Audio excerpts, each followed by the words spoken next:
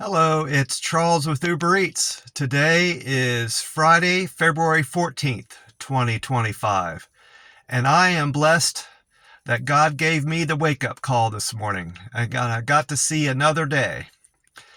Today in McAllen, Texas, it's going to get up to 57 degrees and partly sunny skies, and then tomorrow, which is Saturday, they say it's going to get up to 87 degrees and sunny skies. And then on Sunday, they're looking at partly sunny skies and a high of 73 degrees.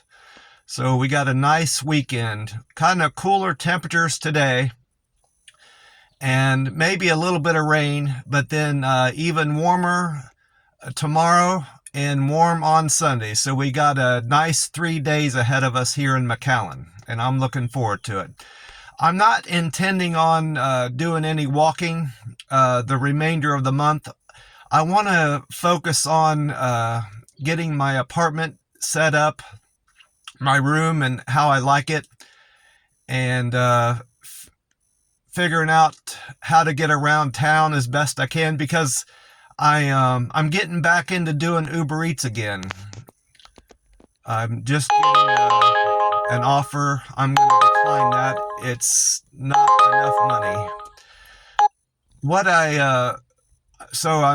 I had a good day yesterday. I made over $100 doing Uber Eats, which that's my target. If I can make $100 or more every day doing Uber Eats, I'll more than make enough to pay for my room, food, gas, car insurance, and upkeep on my car, oil changes and keeping the tires, keeping good tires on my car and anything else mechanically my car needs. And yesterday was not a special day at all. I mean, it was just a Thursday, not the beginning of not the first of the month. No holiday was yesterday, and I had no trouble making $100. So as long as I continue to pick the right orders, I should have no trouble making $100 a day here in McAllen. There's a lot of restaurants. There's the area where my house is, where I'm staying, is a great delivery area. They have maps that you can pull up on the Uber Eats app that show you different parts of town that you live in and what's good and what's bad, the bad parts of town to make money. And my zone where I live is a great area. And then right next to it, they call it downtown/Fayetteville. McAllen is another great area. So I'm going to try to focus on staying in those two parts of town. And just in general, figuring out little shortcuts I can make to get around town quicker. So that's why I'm not walking, and I'm not going to start walking until next month. March 1st is I'm going to start walking again and tracking my steps with the Map My Walk app. That'll put me a little bit behind on my goal of 1,000 miles of a year, but I think making sure my money's right is more important right now. I'm enjoying I like the house I'm staying in. The guy that my landlord lives there, he explained he lives there from time to time. He's got a mattress in the living room that he sleeps on. And one of my roommates keeps a bicycle up there in the front room. So he said this is technically a common area. The living room is a common area, but it's right now it's so crowded you can't really keep anything in there. And I explained to him that I don't have really any furniture. I just have my cot that I sleep on and my clothes.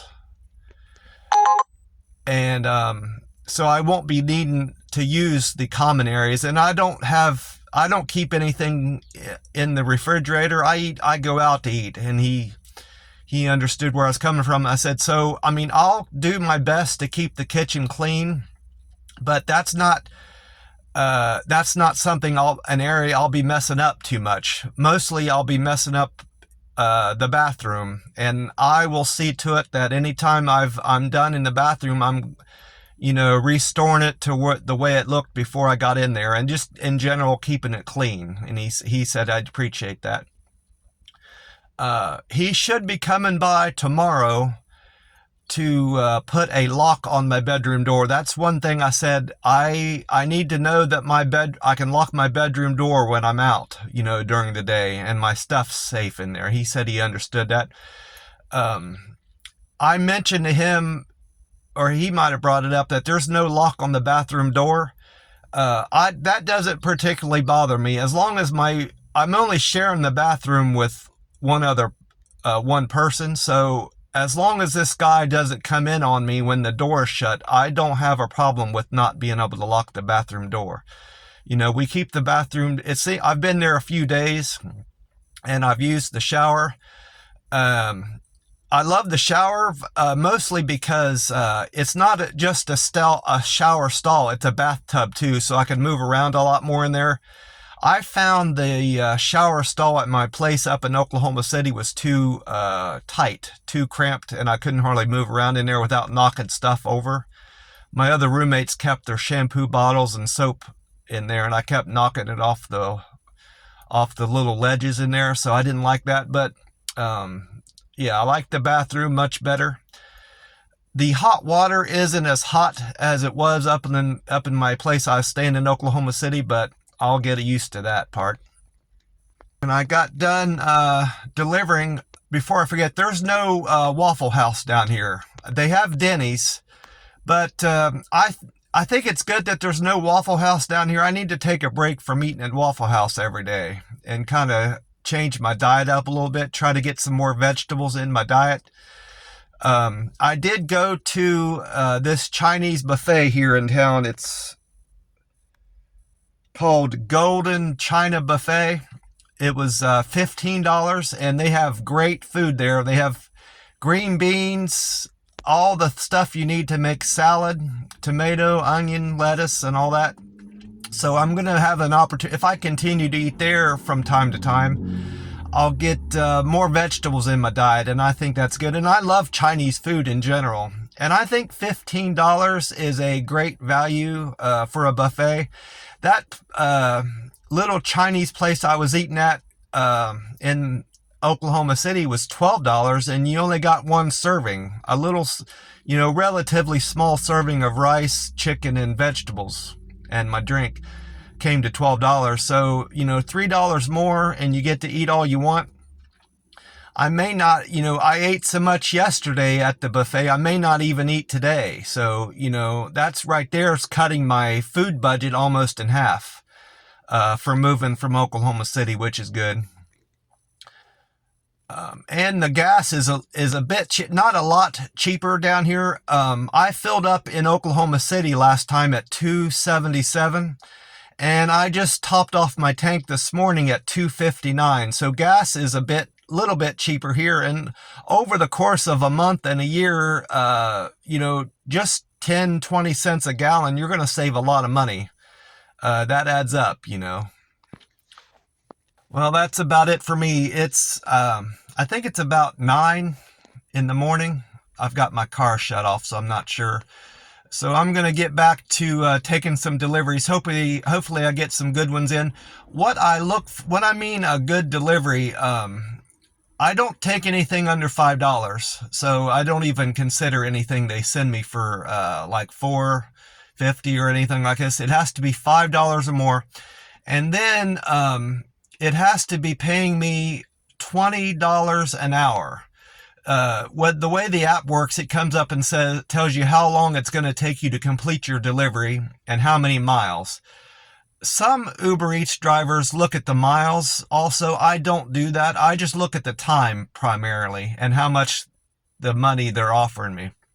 So let's say a delivery is going to take 20 minutes. I can usually do that in less than 20 minutes, but a 20-minute delivery would have to pay me $7, because 7 times 3 is $21. If it's not $7 or more, I'm not going to take it. That's basically how I look at how whether or not a delivery is worth my time to take. I looked at other suggestions on Uber Eats YouTube creators. Another thing they do is that they run multiple apps. They run the Uber Eats app and DoorDash and Grubhub. I tried that a little bit yesterday, and it did not work out for me. I am still signed up with DoorDash, so I could just do DoorDash or just do Uber Eats one day, but I'm not going to do both. What was happening with me, I had my DoorDash app open. I did a DoorDash order, so I was signed up for a block of time. That's how DoorDash works. You have to sign up for like an hour or two at a time and then go back in and sign up for another couple hours. Well, I did a DoorDash app order and I was almost done with it, and an Uber Eats order came in and I took it. So as soon as I was done with the DoorDash order, I started the Uber Eats delivery. Well, no sooner than I had started the Uber Eats delivery, I got another DoorDash offer. Well, I looked at it and I didn't take it. And I just let it go. And I wasn't that thrilled with having an DoorDash order started that soon into my Uber Eats order anyway. So I wasn't leaning towards taking it anyway. Well, my declining that DoorDash order kicked me out of my window. And I had to, when I got done with the Uber Eats order, I had to reestablish another window with DoorDash. And I said, this is bullshit. I shouldn't have to take every single DoorDash order to keep my window open. If it's a crap order, I shouldn't have to take it just to keep my DoorDash window open. So I just went ahead and uninstalled DoorDash, and I'm just going to do Uber Eats. I'm doing fine with Uber Eats, just running the one app. I don't know how.